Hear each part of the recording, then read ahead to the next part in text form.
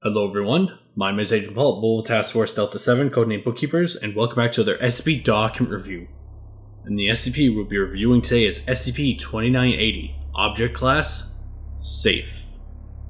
Special Containment Procedures. SCP-2980 is to be contained in a standard item locker at Site-81.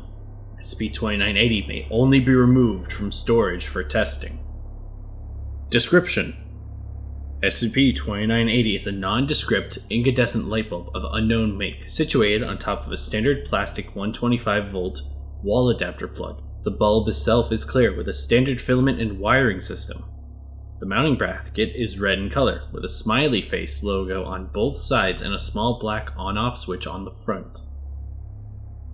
When SCP-2980 is plugged into a standard 125-volt wall socket and turned on, regardless of whether or not the socket is currently receiving power, and when the local time reaches 2030 hours, SCP-2980 will power on and emit a red light. Any other light in the room remaining powered at 2030 hours will dim quickly until the only source of lighting is SCP-2980.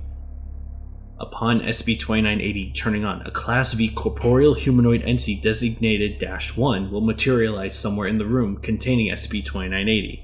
-1 appears as a large, hoofed bipedal creature with dark red skin and curled horns. Outside of these characteristics, SCP-2980 appears otherwise human, with human facial features, and a human torso and arms. For 15 to 30 minutes after appearing, -1 will proceed to read a story or collection of short stories to anyone nearby. -1 will read out of a small black book with leather binding and parchment pages. Notably, -1 will wear a pair of spectacles during the reading. Upon reaching the end of the tale, or if the subjects listening to -1's reading fall asleep, -1 will dematerialize. SCP-2980 will remain on until powered off. Individuals who listen to the entirety of -1's story will invariably fall asleep at its conclusion and awaken roughly 9 hours later. The subjects universally claim to feel well rested afterwards. Addendum. On Dr. Randall entered SCP-2980's testing chamber, interrupting -1's story, the tired little eldritch abomination, and requesting an interview. -1 was eager to oblige. The following interview took place. And we start with Dr. Randall and go back and forth between Dr. Randall and -1. -1, thank you for sitting down with me. Can you tell me more about what caused you to be here? Well, Doctor, I think I just got tired of doing the same old thing all the time, you know? I mean, everyone sort of gets it in their heads that it's some easy thing to torture and damn people for an eternity, but it really starts to wear on you after a while. Besides, for the last 1,000 years or so, I'd really been wanting to take up my writing on the road, right? Get out there and see my people. So a few months ago, I loaded up my things and, well, here I am. I see, so the stories, they're all original? Oh, absolutely. A lot of it is drawn from personal experiences, stuff I encounter on a day-to-day basis. Pretty personal, you know? I also dabble in a lot of different work, read a lot of different stuff by different authors, really try and widen my horizons, right? Get a good feel of what the kids are reading nowadays. Of course. Now, you mentioned children. SCP-2980 was originally discovered in an orphanage.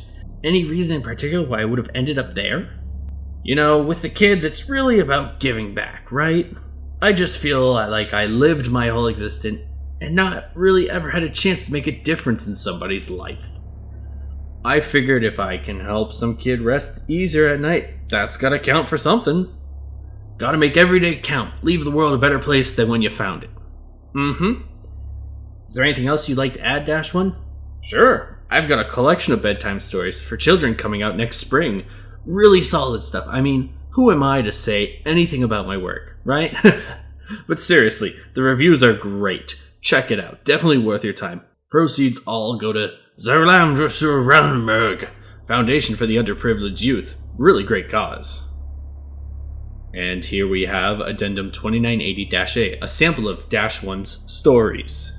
The following is a short sample of stories read by -1 during containment. The Little Demon Space Cadet.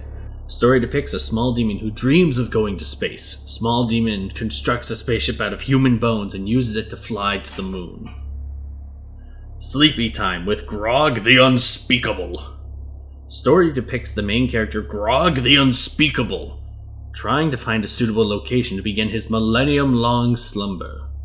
It is mentioned many times throughout that Grog is sleepy.